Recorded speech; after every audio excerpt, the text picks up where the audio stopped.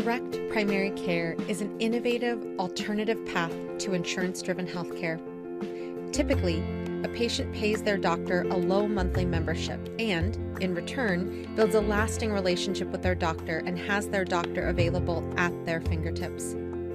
Welcome to the My DPC Story podcast, where each week you will hear the ever-so-relatable stories shared by physicians who have chosen to practice medicine in their individual communities through the direct primary care model. I'm your host, Marielle Concepcion, family physician, DPC owner, and former fee-for-service doctor. I hope you enjoy today's episode and come away feeling inspired about the future of patient care, direct primary care.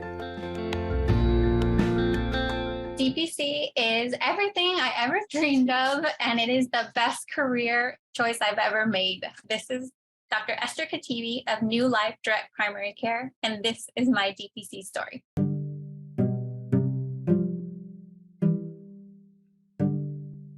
Dr. Esther Katibi, a family medicine physician, has a passion for obstetrics and women's health. She attended Southern Illinois University for medical school, Trinity College in Dublin, Ireland for her master's in global health, and she completed her family medicine residency and a fellowship in surgical obstetrics and women's health in Corpus Christi, Texas, where she currently works. She joined the DPC movement in July of 2020 when she opened her clinic, New Life Direct Primary Care. Welcome to the podcast, Dr. Katibi. Thank you. So happy to be here. I am super stoked because today's questions are really highlighting the fact that you are a family medicine doctor who is practicing actively obstetrics and gynecology, including deliveries and C-sections, and obviously high-risk prenatal care. So I want to make sure that the audience knows that the line of questions is definitely going to go there, because very often we see people asking, can you do OB? Can you do deliveries in DPC? And I'm so excited for them to hear your answers. Yes, I am very happy to be here. I love everything women's health. I love obstetrics. So bring on the questions for those listeners who have questions afterwards. I'm always available. So just reach out to me. Love it. And just in case I forget, I just want to point out that Dr. Katibi will be a featured speaker at this year's DPC Summit in Minnesota. So make sure that you check out the mydpcstory.com resources page, and you can find the link to the DPC Summit that's going to happen in June of this year. Yes, I'll be talking about gynecology and at your cervix. So excited to talk about women's health there. Hope you all can join us. Perfect. I wanted to delve into your life pre-New Life direct primary care, because one of the things that dumbfounded me was the fact that you did not have medical insurance yourself until you were in college. And so can you give us a little bit of your history as a patient without insurance and how that affected your choice to go into your Master's of Public Health and your choice into becoming a family physician? Sure, yeah. Kind of a funny story I'll share with you all, that I remember being I'm the youngest of 6 kids. My parents divorced when I was young, so single mom taking care of 6 kids. I'm not sure why we didn't have insurance or Medicaid or something, but I just know that we didn't. And 8th grade, I was like 13 years old. We went to a church summer camp, and they had a half pipe for skateboarding, and I was into skateboarding. I wasn't good at it, but I was into it. And they had, this 9-foot half pipe. And I, being the daredevil I was at the time, I was like, everyone else was too scared. And I was like, I'm going to do it. I got this. And I get up there, and my sister was there, and she was the smarter one and said, maybe you should put a helmet on. So I put a helmet on and dropped into this half pipe and crashed terribly. And thankfully I was wearing the helmet though, and I hit the back of my head really hard, and a bunch of people came over and they're like, are you okay? And I was like, yeah, I'm fine. And I was laughing. Most people who know me, I laugh when I'm happy, sad, scared, everything. So I was laughing. I was like, yeah, I'm fine. And then I was like, but who are you guys? And they were like, quit joking. And I was like, no, I'm not joking. Who are you? And where am I? And I had no idea where I was. I was like having a little panic at the moment, and my sister came over, and I recognized her, but I did not recognize anybody else.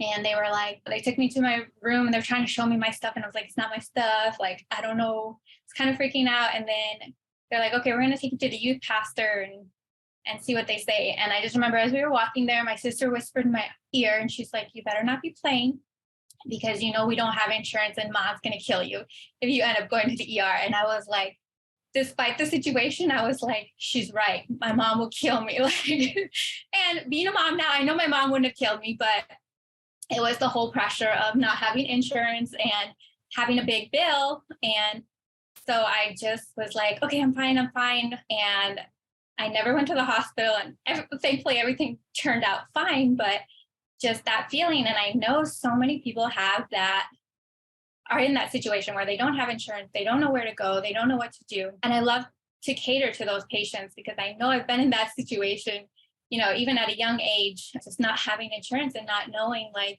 is this something where I need to go to the hospital or I don't? Like, a lot of my patients, I'm like, just call me. If you think that you need to go to the hospital, just call me. Like, I will tell you. So yes, not having insurance as a child and, being 13 and being worried about how much something was going to cost. So I know the adults out there, I know, people who are less fortunate have the same situation. And same thing with kids who don't have insurance. Plenty of kids out there who don't qualify for Medicaid or something. So I love to take care of those patients. That's awesome. And I think about how we're at the quote unquote end of the pandemic and millions of people are losing health insurance that was covered during the pandemic. So it's a very timely conversation that we're talking about your history and your patient population that you love to take care of. So with that said, you also went to Dublin for a master's in public health to learn how healthcare was managed and operating in other countries. Can you tell us about your experience there and what big lessons did you take home with you? Yeah, so I went and did that master's program actually between my third and fourth year of medical school. So it was quite a change from, doing rotations to just completely different lifestyle there. And the group that was there, because it was a program for global health, was people from all different countries. So we got to hear from all of them. And then we all had to go and do a research project in a different country. And so it's eye-opening how other people feel about American healthcare and their ideas or expectations that we have the best healthcare and everybody has healthcare here, and how we have so many options and so many medications. And to some degree that is true about having more options and medications and maybe those things, but it's still not available to everybody. And I don't know, I think sometimes they had no idea of what healthcare in America was like. And I've done healthcare in Dominican Republic, in Haiti, in Ireland, some, working with the healthcare system there. Actually in Iran, during medical school, during residency, I did a rotation in Iran with an OBGYN. So I've been able to see a lot of healthcare in different countries. And surprisingly, I would have to say that even though people think the American health system is the best, we have a long way to go. Definitely agree with you there. And that's why we're here and why we see so many physicians joining this movement left and right. So let me ask you there, you are a family medicine doctor again, who practices obstetrics and gynecology. And so when you were in medical school or residency, when did you decide that that was the route you were going to take? I think probably my first year of medical school, I worked with an OBGYN, and we each had a mentor. And so my mentor was an OBGYN, and I just loved it from the beginning. And then I kind of just, like a typical family medicine, you love everything kind of thing. I'm one of those people. So yeah, I knew I didn't want to just be an OBGYN. And I have to say the struggle was real for family medicine who do OB, because you don't really fit in this group or that group necessarily. But I did know that I think I wanted to do the family medicine route with OB rather than just be an OBGYN.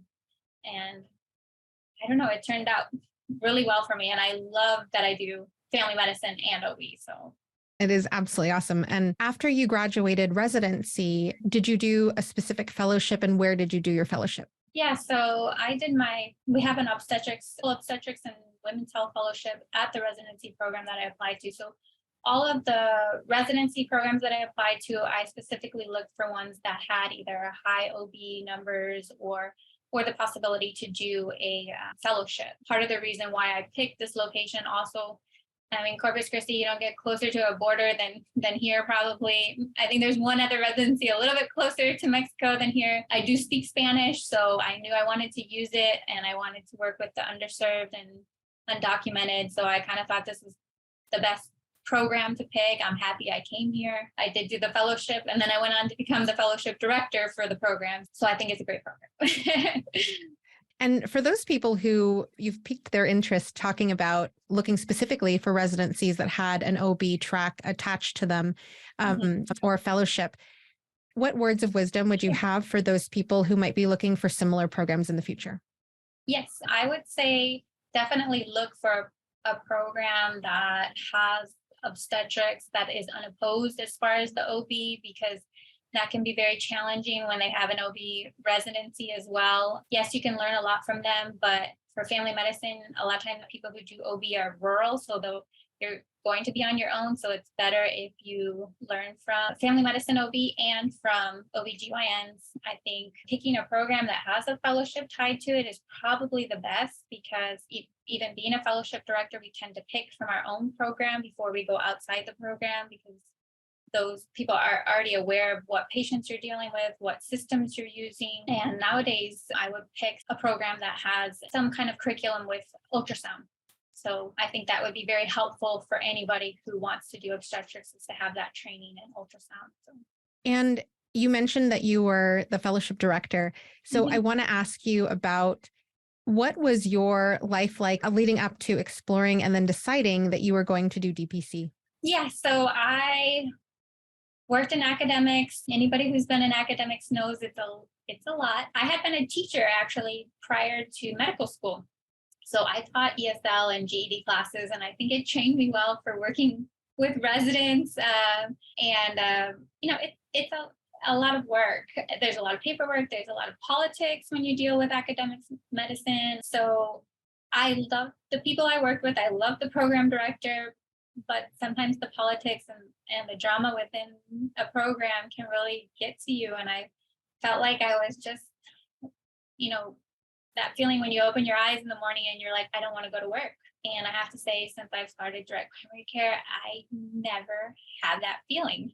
And I know, I'm like, no, there's got to be even a bad day is still a great day. So I don't know. So prior to DPC, I just kept going and kept going.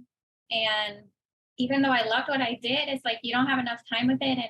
And same thing with the patient care. We have 36 residents in that residency program, and just all of the administrative responsibilities. I felt like I was getting further and further away from my patients. I started giving everybody my cell phone number because they said they couldn't get through in the office. They were on the phone for 30 minutes. Some of them were pregnant, and I was very concerned, I'm going to miss something or whatever. So everybody had my phone number. I scheduled their appointments. I talked to them after hours. I was doing direct primary care in a fee for service schedule, or practice or whatever you want to call it.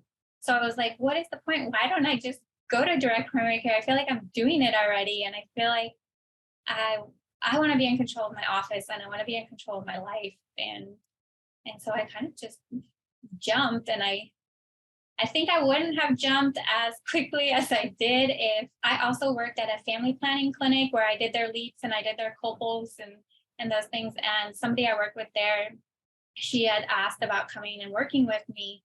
And then she called and said, I'm quitting my job and I'm coming to work with you. And I'm like, oh my goodness, I'm not ready. I know I said I was going to open this direct primary care, but I'm not ready. I was like, give me a few weeks. And I was looking back, I was like, why didn't I say a few weeks? I should have said a few months. And she was like, okay, just a few weeks. And I was like, okay. And she was really good. And it was probably the best blessing that ever happened to me, because I was kind of forced to do it quickly. But I kind of just said, okay, I'm going to give my notice. I ended up working an extra year with the program, but I worked Tuesdays and Thursdays, and then I did my practice, direct primary care, on Monday, Wednesday, Friday. So, but if she hadn't told me that she quit or that she was quitting, I think I would have probably organized everything and had it so perfectly ready, but probably would have been like 5 years later. So, Well, there's nothing like ripping off the Band-Aid. So yeah. yeah, oh my goodness.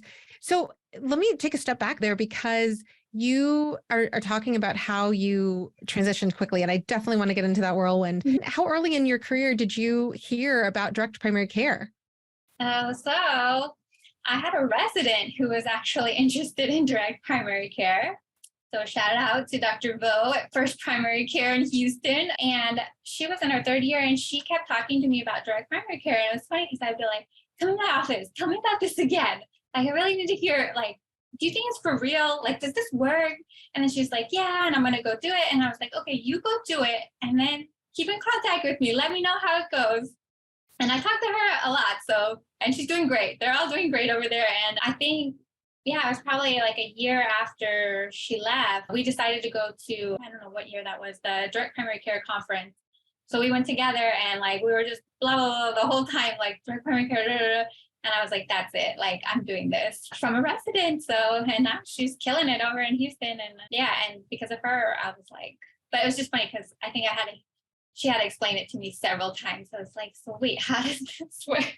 But I love that. And, you know, for those people who have not heard the story that has been shared by Dr. Kate Snodgrass and Dr. Gitu Goyal, take a listen to those episodes because where Dr. Tivo works is First Primary Care. And I have asked T to be on the podcast and she will be, but I am so glad that you dropped a shout out because I love how we are all connected in this community that's growing, but that's such a cool connection. So let me ask you again about this whirlwind. Because you had weeks and not months or years to open, how did you prioritize and get help with or get assistance with opening up your DPC? well, I have to say I started with 0 patients, which I know is not the typical thing people are doing now. I think there's a lot more information out there about primary care. A lot of people have shared their experiences, hopefully, so that people have ideas about how to, be a little more prepared than I was. I also was quite worried about a non-compete with my contract. So I was a little bit scared to tell my patients or have them like pre-enroll because I thought it was going to be an issue. So I kind of was like, oh, I'm waiting. And then I was like, what was the point? I should have just told everybody anyway. But so I think I started with pretty much nothing, no patients, and kind of worked its way out. I think, I don't know, we made it. We're doing well now. So Looking back, did you start by finding a clinic space? Did you start by finding your technology that you use for your clinic? What did you start with to get the ball rolling? for me, so I knew I wanted to do OB. So with OB, it's important to be close to your delivering place because you can get called out of clinic or, you might have to run and check on a patient. So there's a building attached to the hospital and I just started walking the floors. There's 6 floors. And I was like, which office is open or somebody's not using it? And then I called and I was like, oh my goodness, I can't afford this place. It's too expensive. So then I started looking for people who had like part-time hours for the week so that I could contact them about subleasing. I contacted a few people and then I realized there was a neonatologist who I knew from the hospital and they don't actually use their office other than just office space. But they weren't like seeing patients. All their work is they're hospitalists. So they just see their patients in the hospital. So it's like, okay, let me go ask them. And I have never been a business person. So I like knocked on his door and I was like, oh yeah, I want to ask you a question. There was someone else in the room. He was like, yeah, go on. And I was like, so you have some office space next door. And I wanted to know if I could lease it or sublease it. And I could feel my face getting like so red, like, oh my goodness. And then he was like, yeah, that sounds like a good idea. I'll talk to my partner. And then boom, they were like, yeah, this is great. We'd love to, do this. And they gave me like, I think the first month or 2 free rent. So they were super nice, super kind. They don't have never said anything about how we use the office space or anything. So that was a real blessing. And once we had the space, I think that's when I told the lady who works with me. And then she's like, okay, I'm quitting my job. And I was like, oh my goodness, no, it's not yet. We have the space, but I'm not ready. And then she's like, well, I have a few weeks or something. So I was like, oh gosh, okay, here we go. Oh man. So when you talk about your space, can you describe for the listeners, what does your physical space look like and how do you use it today? Sure, yeah. So one good thing is they already had some furniture in it. Like they had some couches, a few desks, and a refrigerator, a table. So at first I told them, oh, I just need one exam room. I'm just starting. So they had 3 offices, like a break room area, a front desk area, and then one extra, and then a supply closet. And at first I was like, oh, I just need the one room. And he was like, okay, well, if you ever decide that you need the other office, just let me know, because he had a desk in there and did some stuff. So I was like, oh, okay, no, we're fine. And so we started out with one exam room, and then one room we made into a lab. And none of these rooms are large by any means. So, and then I used one for an office, and then we just used that little like break area room. And so, and then little by little, we've kind of we asked him for his office, and I turned the supply closet into my office, and we made another room. And then he had one room left. He has some workout stuff in there for when he's on call. And we put a little desk on one side of that room. So slowly, we like creeped into all of his space, but they've been very nice about it. And it was good that it was bigger than what I had expectations for, because just having one exam room did work for a long time, but having 2 is a lot better. In terms of you incorporating obstetrics into your practice, can you tell us about how you went from the dream, the goal, and the intention of incorporating obstetrics into your DPC to developing, how you price out obstetrical care at your practice, or how you go about taking care of your patients who are pregnant during as well as after their pregnancy?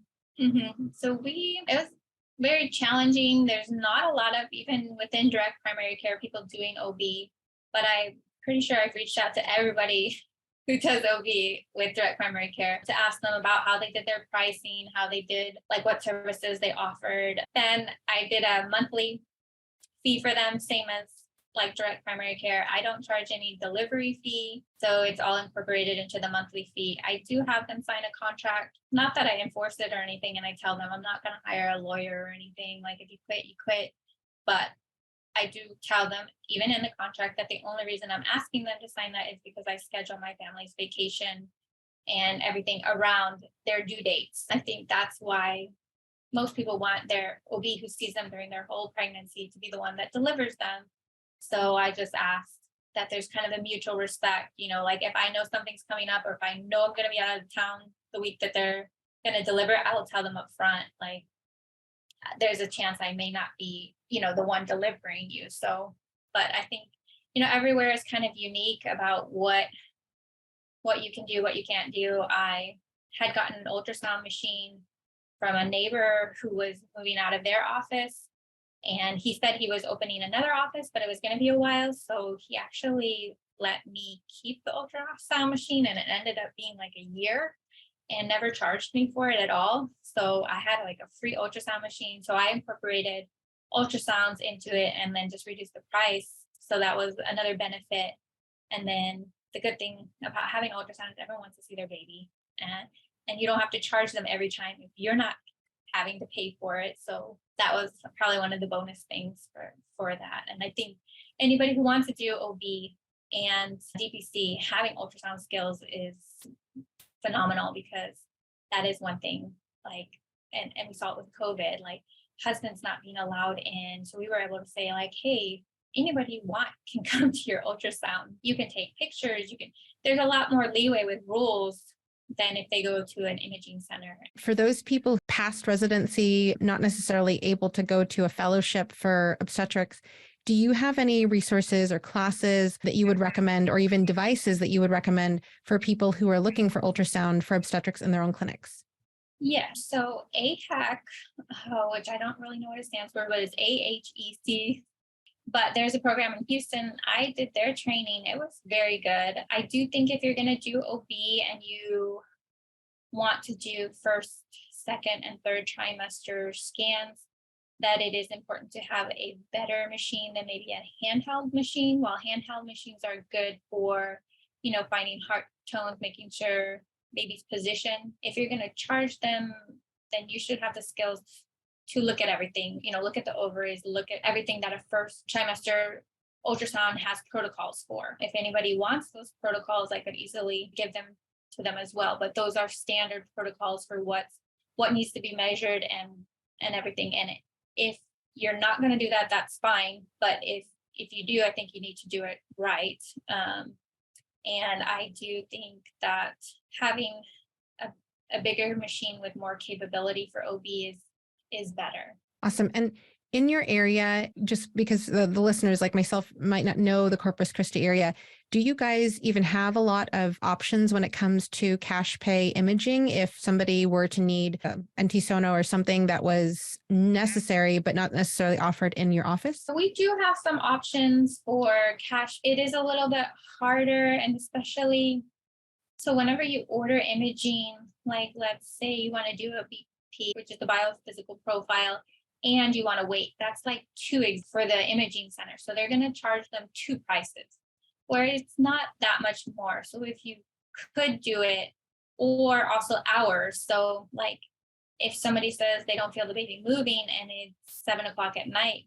there's no options except for the ER if you don't have an ultrasound machine. So in that regard, and then we are very close to Mexico, so I do get a lot of either undocumented or uninsured people who are scared to go to an ER because they're scared of, I don't know, being sent back or whatever. So they try to avoid it as much as possible. So, having an ultrasound for those patients can be more reassuring.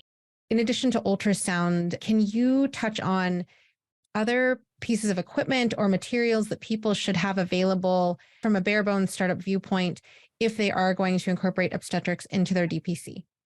Yeah, so you're going to need a Doppler.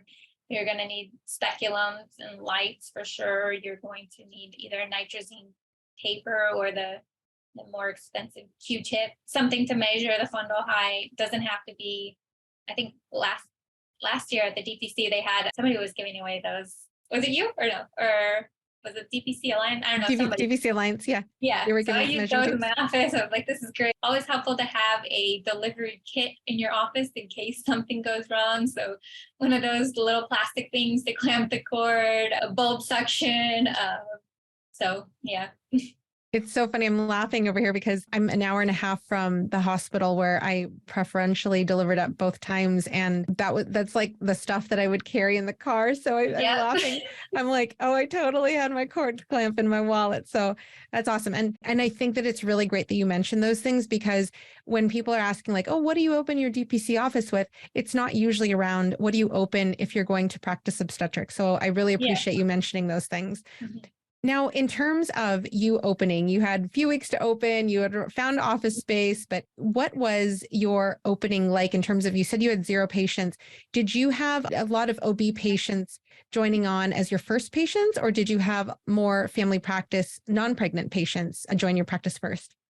I think we had more non-OB patients joining us. And then I printed some flyers that said, are you pregnant without insurance? And it had a lady with a pregnant belly on it, and we had the reverse in Spanish, and we started handing those out, and then they just started coming. And then we kind of networked with, there's a pregnancy center here and an SQHC that they don't really deliver their patients, so we kind of started networking with them and giving them information, and then the patients just started coming in. So, and to tell you the truth, even though like I always focus on Spanish speaking or undocumented, the number of patients that I have who are just the working middle class who don't have insurance and then all of a sudden get pregnant, or even people on a health share who they didn't meet their time goal before they got pregnant, so they're kind of without insurance. Or I've had people who are like, oh, I have insurance and I thought I was covered, but for some reason it doesn't cover OB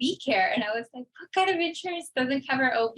And sure enough, it didn't cover anything. So I get a lot of people who are like just middle class who don't have insurance. They are like, we can't afford to work and have insurance and everything else. So definitely. And you mentioned how you charge a monthly fee for OBs.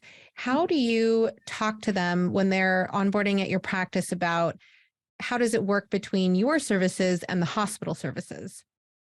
So I do let them know that what they're charged in the hospital is not my fees, but there is a charge for the hospital part. And I went to the hospital and negotiated with them, and it was like pulling teeth to get those prices.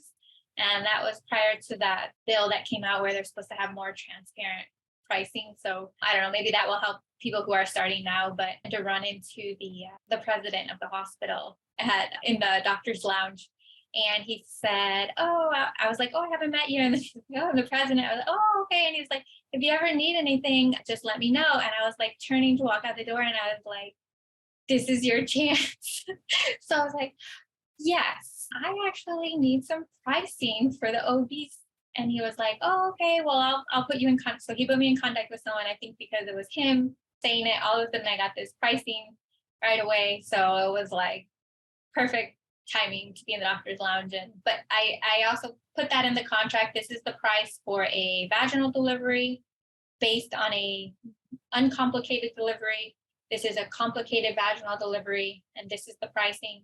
This is a C-section, and these are all based on, for a vaginal delivery, 1 night stay, a C-section, 2-night stay, and that, it is an estimate. So it could be more than that depending on what happens. But I do give it to them. And then they also gave me the pricing for if they like half of it up front or a quarter of it, then there's a certain percentage discount. If they pay half of it up front, if they pay all of it up front, there's a like 75% discount. So just to let the patients know, some of them can't do that, but just knowing that that they could be on either a payment plan or get a significant reduction if they paid more up front.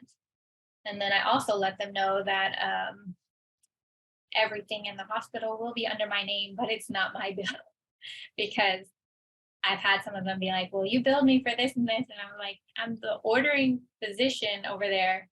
Everything goes under my name, but I am not the one billing you."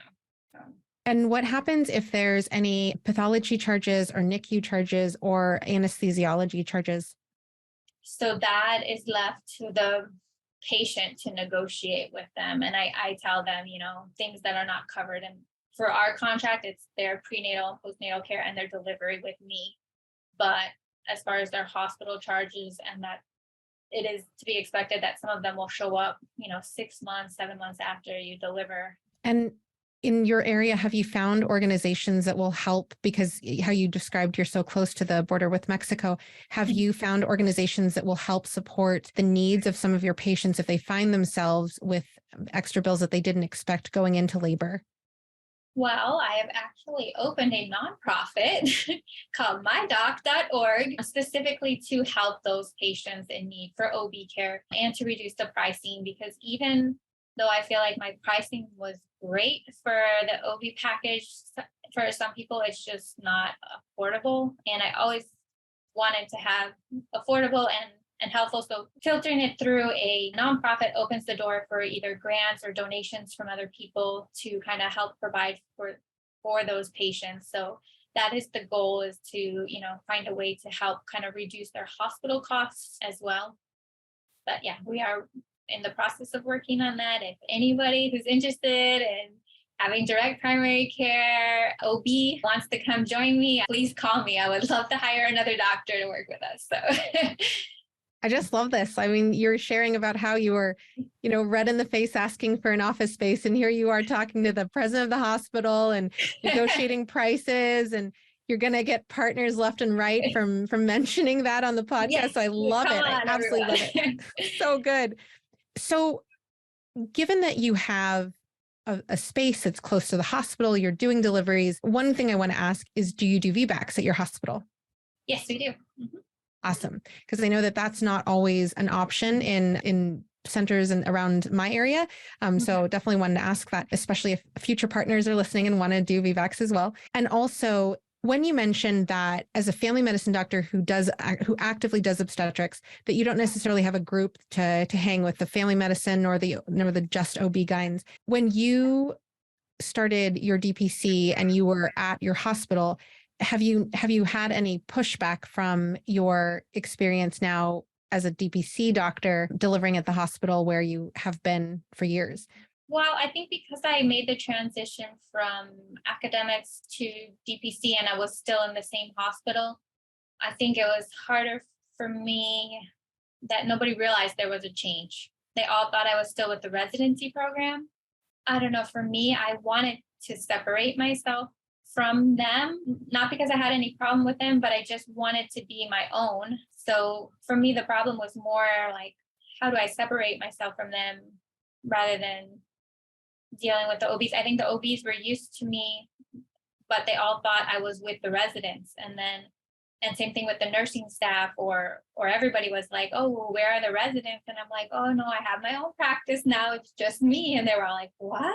Like, 'cause I had spent so many years training other doctors that they were always with me, or medical students, or there was always like 2, 3 people in the room. So for me, it was kind of refreshing to just be myself in the room and not have any other learners. So I think I'll get back to the point. I do love teaching, and I do love residents. So probably won't be long before I'm like, come on, come with me. Like, let's learn something cool. Or I love doing ultrasound with them too. So, but yeah, I think, depending on where you work, a lot of people have issues with other OBGYNs, either call schedules or what they're able to do or not able to do. We are lucky enough to have OB hospitalists at our hospital who are very supportive of us and back us. Will attend your C-section to help assist you if you need, or will come into the room if you need help with like a vacuum or something like that, or just want a second opinion. You can run over there 24 hours. So they are all super awesome. And I don't think that's the case everywhere else, but we're very blessed to have them. And our MFM have been great too. I mean, I feel like I could call them for anything. Tend to get very complicated patients here, just the number of things, and their confidence in us. They're like, oh my goodness, you can manage this. Like, we did that one case together, and they're like, you got this. But just having their support is awesome. So, and I know it's not like that everywhere. So I just have to say I'm probably super blessed here. And yeah.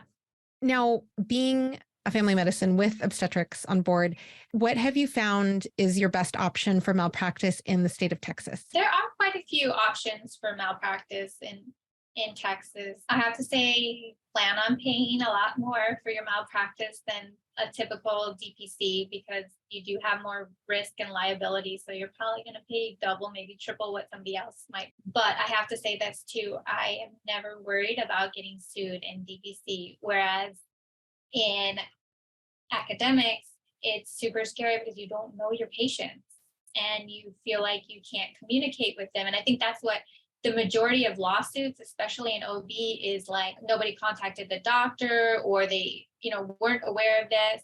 In this model, like, we're aware of everything. We know you. We're the only ones who see you.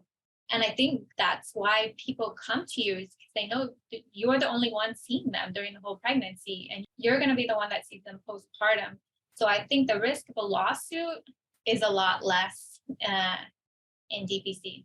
When you talk about DPC, very frequently we'll see, DPC doctors taking a cap on how many patients they have in the practice. So how many people do you take at one point in your practice when it comes to OB versus family medicine, non-pregnant OB patients? I haven't really put a cap on it. I have taken breaks from OB because the call can be a lot. So sometimes a family strain, not being able to leave town, some issues with call or having a backup. So I would say there have been times where I said I'm not taking OB for a short period of time, so we could go on vacation and be stress-free. But I really haven't capped a regular amount of, honestly, I have not done much marketing. I mean, I post on Facebook here and there. So I'm not actively out there, trying to get 300 more patients or something like that, or even the OBs. I mean, we hand out the flyers to those few locations, and other than that, I don't do any outreach or marketing or newspapers or radio or anything like so. So we kind of have a steady flow, but it's not too much. It's incredible. And it shows how needed your services are in your locale. So I think that's awesome. What about your overhead? What's your overhead like in terms of separate from malpractice? So I did hire a sonographer to help, which is great. And the good thing about it is they can be scanning and you can be watching, and then they're putting everything in. It's kind of like, what do you call those people who write your notes for you? A scribe?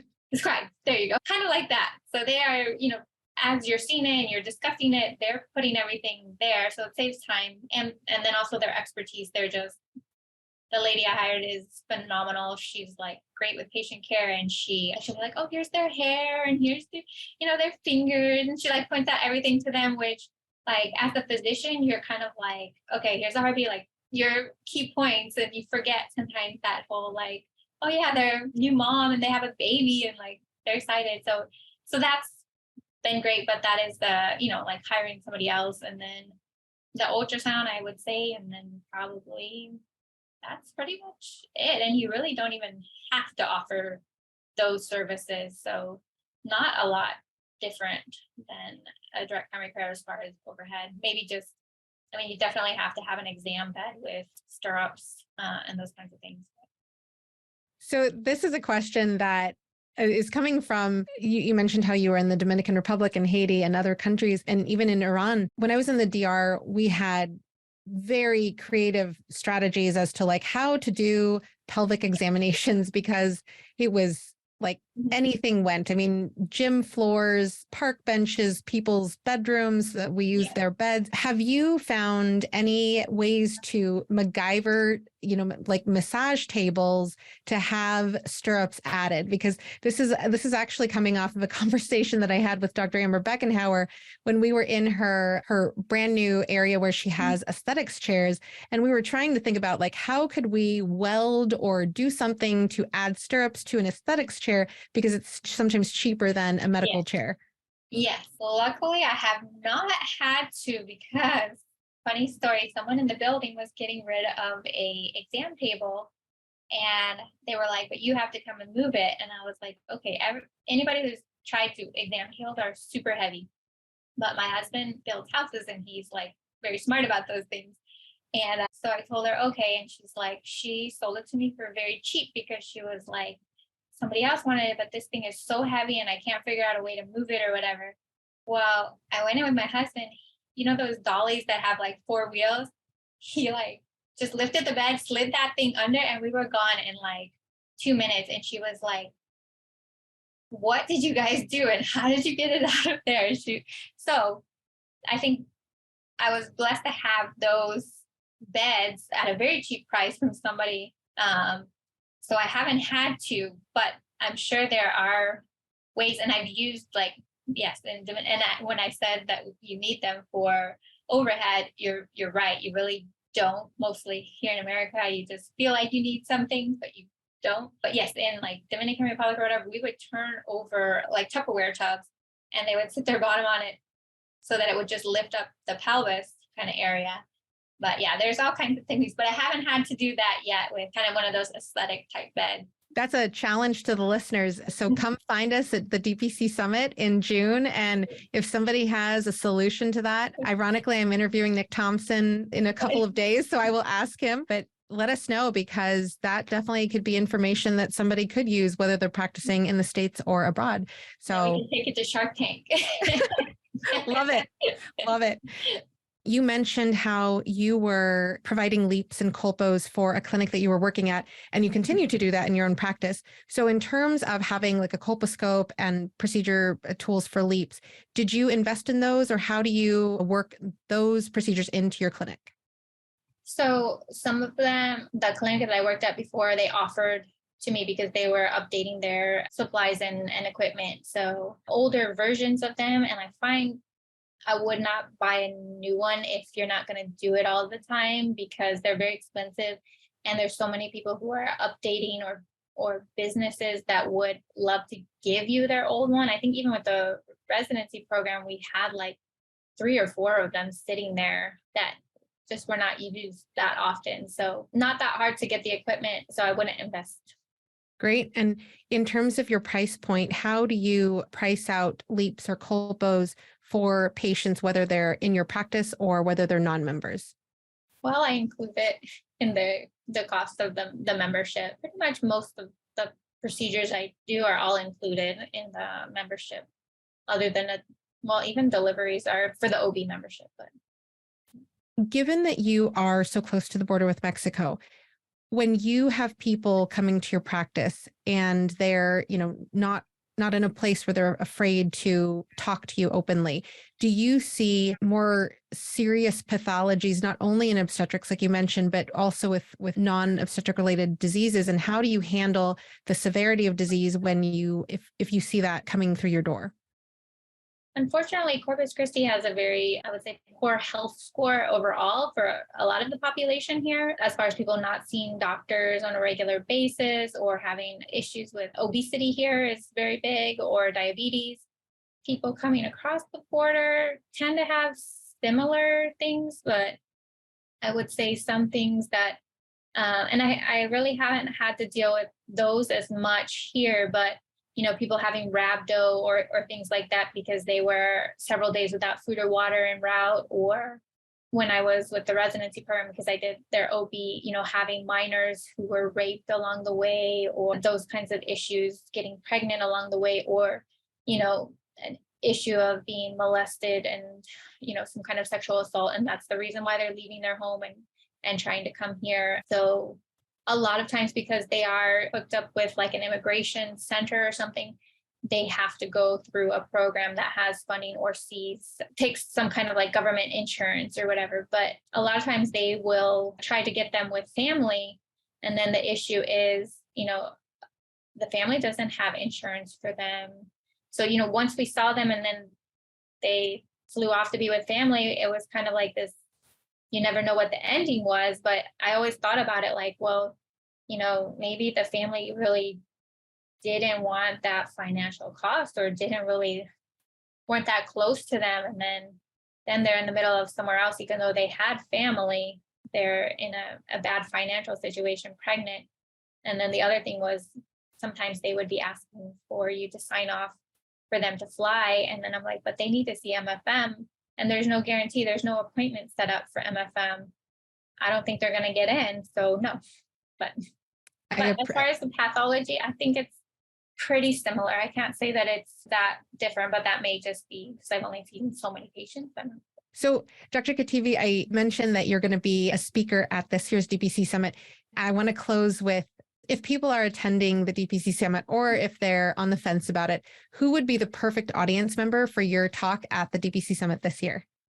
So anybody who's interested in women's health or even OB, even though I won't be talking about it, you're always welcome to talk to me before or after about it. I do have a passion for both of those topics. So I will be talking about different pathology of the cervix, how to manipulate to get a good PAP, or how to, determine whether somebody needs a colpo or those kinds of things. So yeah, I guess anybody who has doubts about doing those exams or how to treat them, or just wants a few tips or secrets about how to get the best biopsy, and hopefully I'll have some things set up there to kind of simulation, like a lab. Yeah.